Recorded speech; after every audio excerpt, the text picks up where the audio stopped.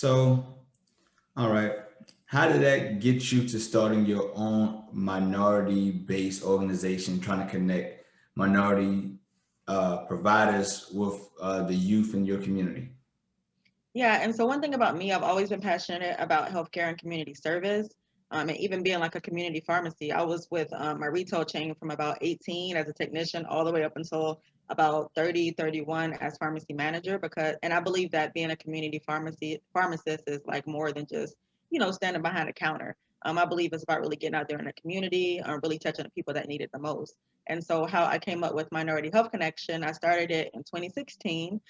I was always involved in service opportunities from college, undergrad, graduate school, and even after I graduated, I was service chair with the Urban League Young Professionals. But I was really looking for something that was health specific, and I couldn't find that in the Atlanta area. So I'm always one like, if you can't find it, just create it. That's kind of been my pattern anyway. Even when I went to Clayton State, like a lot of us were interested in becoming pharmacists at the time. There was no organization, so me and three other students created the Pre-Pharmacy Student Association at Clayton State. And so I was like treasurer the first year and then president the next year. And so my pattern has always been like really focusing on being resourceful, not just in myself, but other people as well. And then just filling in the gap and trying to see what you can do to help. So That's really good. That's really good. I was part of an organization when I was in pharmacy school that was catered to the underserved community and the minorities, and that was a organization called SNAP, a Student National Pharmaceutical Association.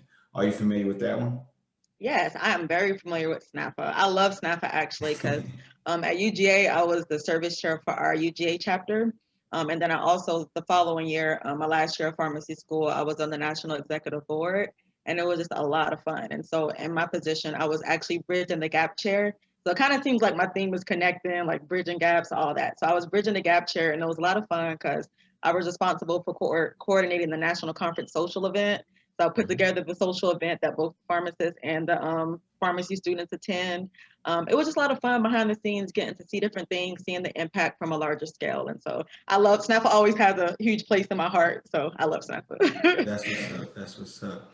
So, speaking about bridging the gap, let's break down your organization, Minority Health Connections, a little bit, and so you could talk about how people can get connected into it and the services it provides for the youth and the services and networking it provides for the professionals.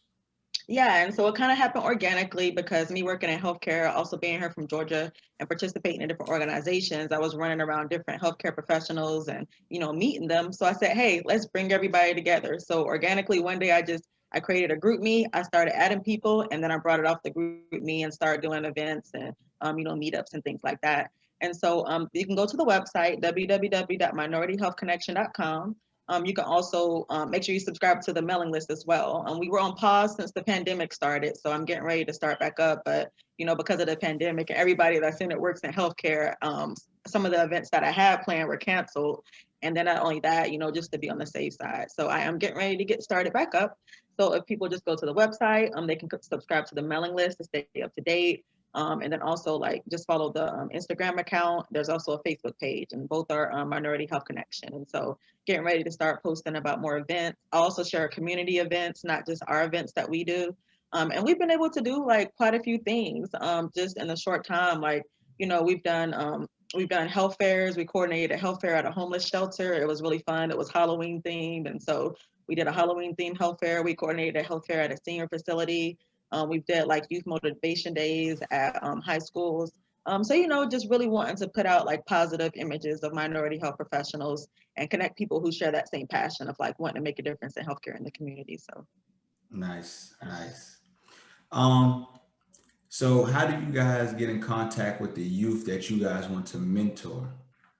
so one is primarily through the organization that I participated in high school, and so I was very active in HOSA, and so my thought process was reach out to people who are like, there's usually HOSA chapters at almost every high school, and all of those are students that are interested in health careers, and so my primary contacts have been the HOSA chapters at the high schools. We'll just reach out, and ask about it, or there may be a situation where somebody might just send me an email, but that's typically what I do through the HOSA chapters.